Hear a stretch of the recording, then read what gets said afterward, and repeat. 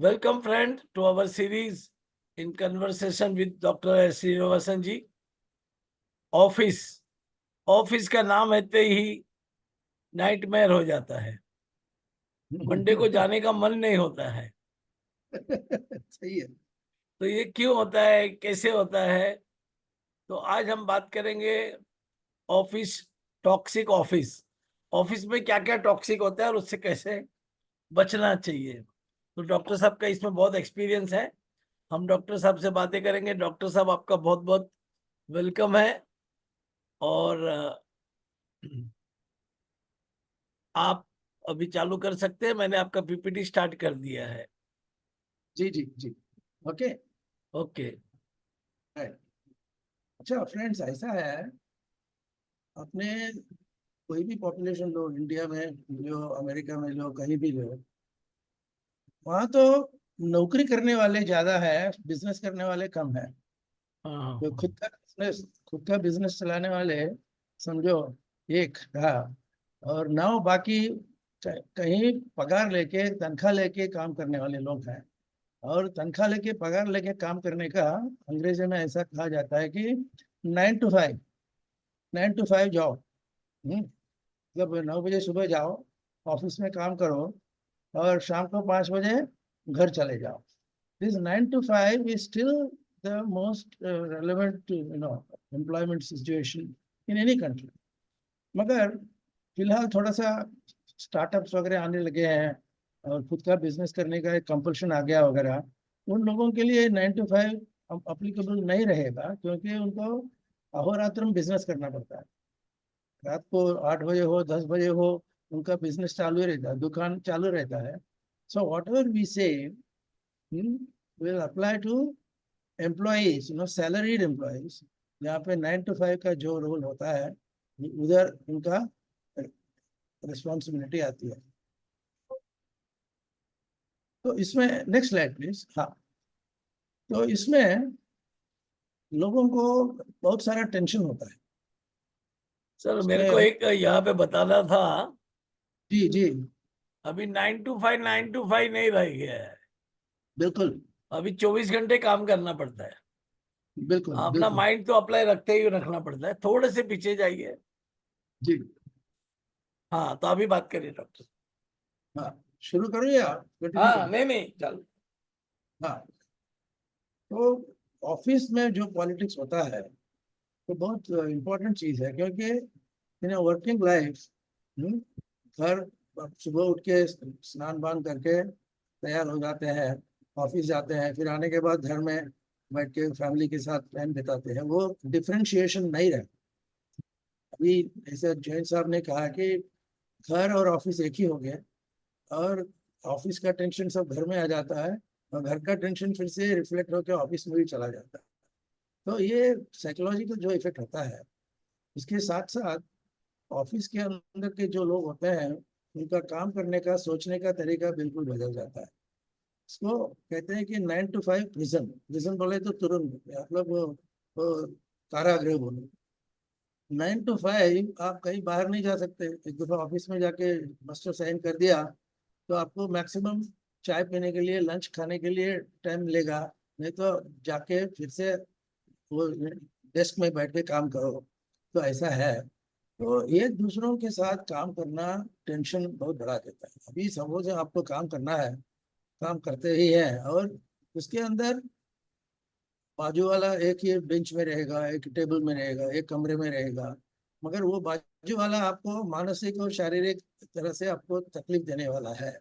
तो 9 to 5 का जो चीज होता है, उसमें एक एलिमेंट है जिसको हम केकड़ा बोलते हैं, केकड़ा सिंड्रोम। मतलब केकड़ा बोले तो आपको मालूम है, उसको क्रैब बोलते हैं, इंडियन क्रैब मेंटालिटी। आप खुद ऊपर नहीं जाएंगे, मगर जो ऊपर जाता है उसको खींच के नीचे फिर से डाल देते हैं उसको। ये किसी को संतुष्ट नहीं होता है, ऑफिस पॉलिटिक्स बढ़ जाता है। तो ये केकड़ा सिंड्रोम में 9 to 5 जो होगा, वो ऑफिस पॉलिटिक्स में बहुत दुखी हो जाता है। और अभी जैसे फिर से तो जैन साहब ने कहा कि ऑफिस से बाहर भी आप अपना खेकड़ा सिंड्रोम लेकर के घूमते हैं। कोई काम करना चाहेगा तो उसको खींच लो, क्योंकि वो असंतुष्ट है, जो सिचुएशन है उसको ठीक तरह से मानसिक दृष्टि से संभाल नहीं पाता, तो केकड़ा सिंड्रोम सुबह शाम रात सभी से चल रहा है। वही फाइनेंस सेक्टर में देखिए, न्यूयॉर्क स्टॉक एक्सचेंज में बैठ के आप बात करेंगे, मगर वो काम करने वाला एग्जीक्यूटिव इंडियन है, वो इंडियन बैठा है मुंबई में, और उसका बॉस बैठा है न्यूयॉर्क में, और रात को 12 बजे न्यूयॉर्क वाला फोन करेगा, इंडियन मैनेजर भाग दौड़ के उसके पास जाना पड़ता है वगैरह। तो एक क्या, जो नकारात्मक जो बिहेवियर है, जो नेचर से जुड़ा हुआ नहीं होता है, वो मानसिकता वो बिल्कुल अलग हो जाता है, और नकारात्मक ज्यादा हो जाता है। ये नकारात्मक होते हुए सेम कंटिन्यू किया, लोगों को कैसा भी करके they have to manage and they have to carry on. इसके लिए कितने भी अंदर से आप असंतुष्ट हो, तो उतना आप बाहर दिखाते हैं कि वो मुखौटा मुखौटा बोलते हैं अपने अटल बिहारी वाजपेयी साहब को, वो लोग बोलते थे वो मुखौटा मुखौटा आदमी। उनके मन के अंदर क्या चल रहा है किसी को पता नहीं चलता है। मगर अटल बिहारी वाजपेयी भारत रत्न बन गया, मगर उन्होंने कोटा का जो कंसेप्ट लाया, तो आप अंदर से कितने भी दुखी हो, आप बाहर से आपको सुखी दिखाना है, और होना भी है। तो ये ज्यादा होता है 9 to 5 में, आपको ये सिंड्रोम जो तकलीफ जो है वो ज्यादा ही हो जाता है। खुद का बिजनेस है तो वो अलग बात है, वो हम बाद में देखेंगे, वो अलग टॉपिक है। खुद का बिजनेस का, सेल्फ एम्प्लॉयमेंट का, सेल्फ स्टार्टअप का वो फिनोमिनल सिद्धांत ही अलग है। वो हम एक दफा उसका भी एक सेशन देख सकते हैं। Next slide please. तो ऑफिस पॉलिटिक्स में सब दबा दबा के आपको जैसा मन के जो फ्लो होना चाहिए उस प्रकार फ्लो नहीं होता है, इतना कंस्टेंट हो जाता है, दबाव इतना बढ़ जाता है कि आदमी झूठ बोलना शुरू कर देता है। अंदर से एक चीज बाहर से एक चीज वो करना 9 to 5 जॉब में बहुत बहुत होता है। और वो दो प्रकार के झूठ होते हैं। एक तो ब्लेटेंट लाइंग, आपको मैनेजर ने कहा पूछा कि भाई आपका सुबह मेल भेजना था, वो भेजा क्या? आपने नहीं भेजा होगा, फिर भी आपको मुंडी हिलाते हैं, बोलते हैं हाँ भेज दिया भेज दिया। क्योंकि वो मैनेजर उसके पीछे नहीं पड़ता है, वो छोड़ देता है, तो उसका फायदा लेकर के ऑफिस में झूठ बोलना बहुत ज्यादा हो जाता है। और साथ साथ वो इंटेलेक्चुअल जो मानसिक शारीरिक आध्यात्मिक जो बोलते हैं ना, त्रिशांकु बोलते हैं, वो इंटेलेक्चुअल डिसऑनेस्टी भी बढ़ता है। अब दिन भर झूठ बोलते ही आप दिन बिताते हैं, फिर आपको ऑनेस्टी क्या मतलब ही नहीं समझेगा आप। तो इन दोनों को मिश्रण करके ही रहना, क्योंकि वो 9 to 5 नेगेटिव जो एटमॉस्फेयर रहता है, इसको आपको संभालने के लिए इंटेलेक्चुअल डिसऑनेस्टी बोलो या लाइंग बोलो, मगर अल्टीमेटली ये सब चीज़ एक ही है। ईमानदारी नहीं है, अंदर से आप झूठे हैं, और बाहर से आप कुछ और कुछ कहते हैं। तो ये ऑफिस सिंड्रोम, 9 to 5 का सिंड्रोम जो है वो कंटिन्यूस रहता है till the time that you get something, until the time you retire। अभी आजकल तो रिटायर तो है ही नहीं कहीं ना कहीं काम मिल जाता है, काम करा देते हैं, आपको तनाव बढ़ जाता है वगैरह वगैरह। तो आपको वो इंटेलेक्चुअल डिसऑनेस्टी बोलिए, झूठ बोलना बोलिए, वो leads to one phenomenon called passing the buck. Passing the buck, आपने काम किया क्या? अभी 10 बजे आपको इंटरनेट भेजना था, तो आपने किया कि नहीं किया? आप बोलेंगे हाँ हाँ कर दिया। कहाँ, कैसे कैसा किया? वो बाजू वाले को बताएगा, वो गोली दिखाएगा, देखो तो उसके पास मैंने काम सौंप दिया, तो वो करेगा। फिर आप उससे पूछिए, वो बोलेगा मेरे भी नीचे जो है उसको वो काम करेगा करके, वो भी झूठ बोलता है। सीरीज सब झूठ बोलना जो होता है ना, इंटेलेक्चुअल डिसऑनेस्टी, वो पासिंग द बक होता है। जवाबदारी एक जगह से लेकर के दूसरे जगह पे ढकेल देना, तो it is passing the buck. Buck का एक मतलब होता है। Next slide please. Next slide. What is buck passing? Buck passing बोला तो काम चोर होते हैं लोग, और काम चोर होते होते काम का जो रिस्पॉन्सिबिलिटी होता है दूसरों के ऊपर डाल देते हैं, जिसको हम बक पासिंग करते हैं। बक पासिंग तो अमेरिकन एक्सप्रेशन है, वो अंग्रेजी में वो बक बोलते हैं। एक ये होता है, गेम होता है। वो गेम के साथ आपको वो बक को पास ऑन करना पड़ता है। अपने यहाँ भी वो गेम्स खेलते हुए अब बाल हाथ में नहीं रखने का, बाल आपके पास आएगा, उसको उठा के आप बाजू वाले को दे दो, वो उठा के और बाजू वाले को देगा। अल्टीमेटली जो कोई बॉल को लेके बैठा है, ही इज अ बकरा, he is going to be punished वगैरह वगैरह। So that is buck passing. Next slide please. To avoid responsibility, buck passing is to avoid responsibility or blame by giving it to somebody else. You left holding the baby बोलते हैं, हम अंग्रेजी में बोलते हैं कि बेबी को पकड़ के रखो क्योंकि वो माँ और कहीं बिजी हो जाती है। तो holding the baby, passing the buck वगैरह, ये जो टर्म्स आए वो ऑफिस पॉलिटिक्स में बहुत होता है, क्योंकि ऑफिस पॉलिटिक्स में पूरा रिजल्ट दिखाना पड़ता है, ऐसा नहीं है। आप कितना, कहाँ आपका रिस्पॉन्सिबिलिटी आप शर्क करते हैं, इसको जो शर्किंग करते हैं, तो उतना आपका ऑफिस पॉलिटिक्स में सफलता मिल सकता है। मगर ये सफलता तो टेम्पररी रहता है। झूठ बोलते बोलते कितना भी सफलता लाएंगे, वो टिकने वाला नहीं है। तो अपने पॉलिटिक्स में भी हम उदाहरण देखते हैं, बहुत सारे लोग झूठ बोल के टाइम बिताते हैं और कहीं ना कहीं उसका अटक हो जाता है, वो झूठ बोलना छोड़ के वो पासिंग द बक शुरू कर देता है। वो पॉलिटिक्स बोलो या ऑफिस बोलो, घर हो, घर में भी ऐसा ही होता है। Buck passing is an integral part of behaviour. Next slide please. इसमें अल्टीमेटली आपको कहीं ना कहीं किसी के ऊपर रिस्पॉन्सिबिलिटी डाल के आगे जाना होता है, जिसको हम बकरा बोलते हैं, बलि का बकरा। हम्म, इसको पकड़ के चलो यार, अब बलि का बकरा मिल गया है, चलो मजा करते हैं। तुम लोग हमेशा मुझे ही बलि का बकरा बनाते हैं। कोई लोग ऐसे होता है कि पर्सनैलिटी वीक होता है, स्ट्रांग पर्सनैलिटी नहीं रहता है, वो बकरा लेके खड़ा हो जाता है, वो बलि का बकरा बोलते हैं। वो उसको कहाँ तक ले जाना है, हाँ, उसको बलि देने के लिए जो कब्रिस्तान है उधर तक ले जाना पड़ेगा। सो ये बलि का बकरा कंसेप्ट ऑफिस में है और पॉलिटिक्स में भी है। ऑफिस और पॉलिटिक्स में खास कोई फर्क नहीं है। अभी भी देखिए, यू वॉन्ट टेक नेम्स, अगर कोई पार्टी के अंदर कोई चीज है, किसी को, अपने महाराष्ट्र के अंदर ही एक फिनोमिनन है जहाँ पे वो स्केप गोट बनाते हैं उसको, वो बकरा जो आता है उसको स्केप गोट बोलते हैं। गोट तो बकरा है, स्केप बोला तो एस्केप, एस्केप करने के लिए जो गोट के ऊपर आप डाल देते हैं जो भी करना चाहते हैं, वो बेचारा अटक गया, तो फिर हंसते हैं लोग, बोलते हैं स्केप गोट बना दिया वगैरह। ये ऑफिस पॉलिटिक्स में 100% हैपनिंग। Next slide please. हाँ आ गई। आगे क्या? अच्छा, तो ये सब इतने सारे पॉलिटिक्स सभी जगह है, मगर ऑफिस में पॉलिटिक्स आ गया तो टॉक्सिक बन जाता। टॉक्सिक बोला तो आपके शारीरिक, मानसिक, आध्यात्मिक दृष्टि से आपको तकलीफ इतना होता है कि अगर आपका मन टॉक्सिन बन भर के आ जाता है। टॉक्सिक ऑफिस बोलता है, टॉक्सिक वर्क प्लेस बोलते हैं।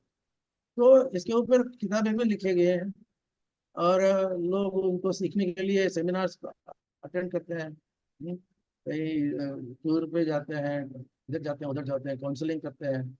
वो सब ले करके आपके पास एक बड़ा इंडस्ट्री बन गया है। इसके अंदर एक उदाहरण है कि किताब जिसने लिखा, secrets to winning at office politics, office politics में you have to win, otherwise they will crush you, बलि का बकरा आप बन जाओगे। तो आपको वो संभालना कैसा, वो पढ़ाई सिखाते हैं और उसके हिसाब से आपको एडवाइस लेके आगे जाना पड़ता है। और एक प्रकार का जो दुष्परिणाम होता है ऑफिस पॉलिटिक्स के अंदर, you stab the other fellow in the back.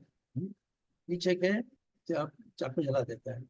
दो मैनेजर लोग मिलते हैं, दोनों बाहर से देखने के लिए अच्छे हैं, स्मार्ट हैं वगैरह वगैरह, मगर अंदर से उनका मन पॉइजन किया हुआ होता है।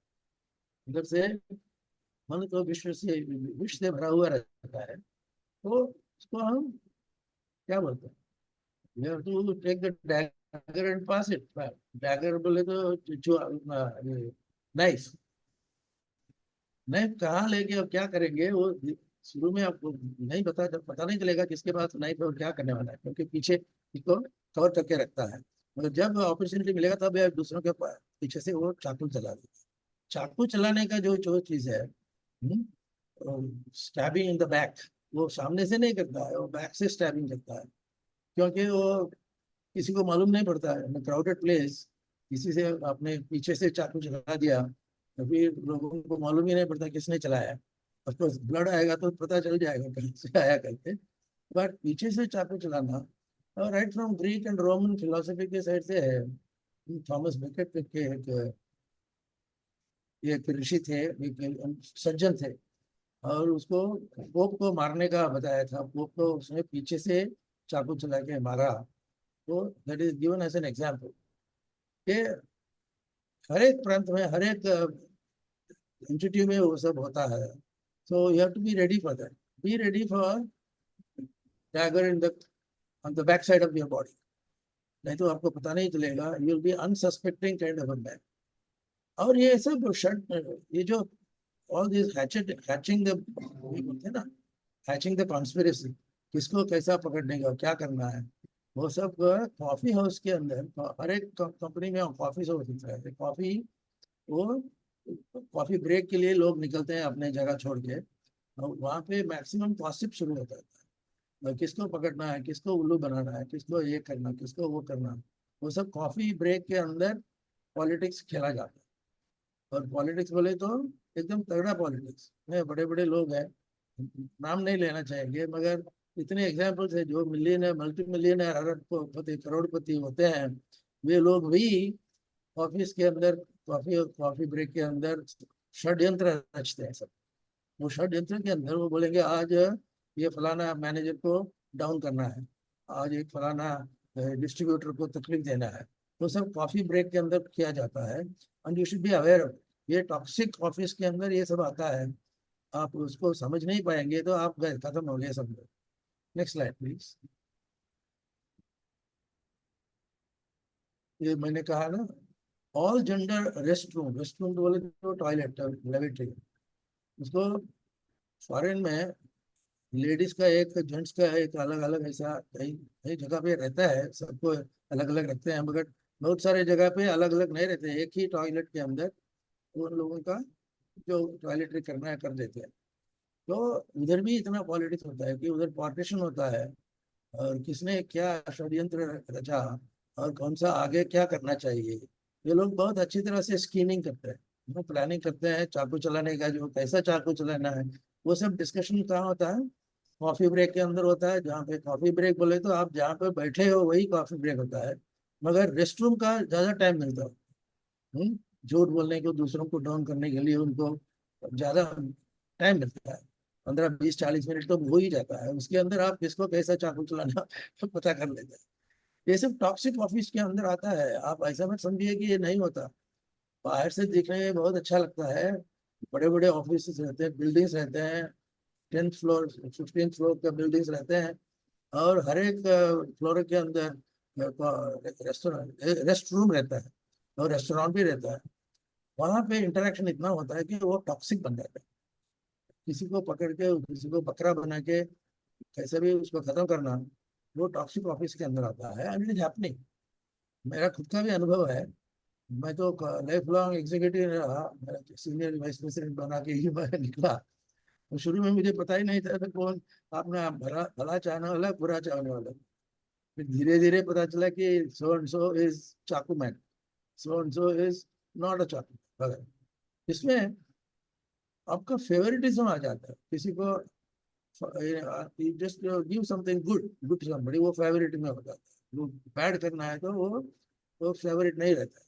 वो हर एक टाइम पे किसको बकरा बनाना वगैरह फेवरेटिज्म से जुड़ा हुआ रहता है।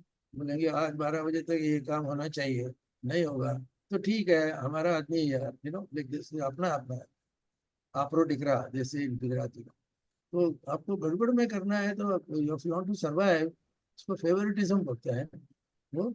और फेवरेटिज्म कहीं भी हो सकता है, मगर बहुत करके वो सीनियर टू जूनियर होता है, एक जूनियर को संभाल लेते हैं आप, और आप, वो आपका फेवरेट बन जाता है, और वो ऑर्डर देता है, और कुछ गलत काम करता है, फिर भी आप मैनेजर का फेवरेट हो, तो आप you can get away with it all.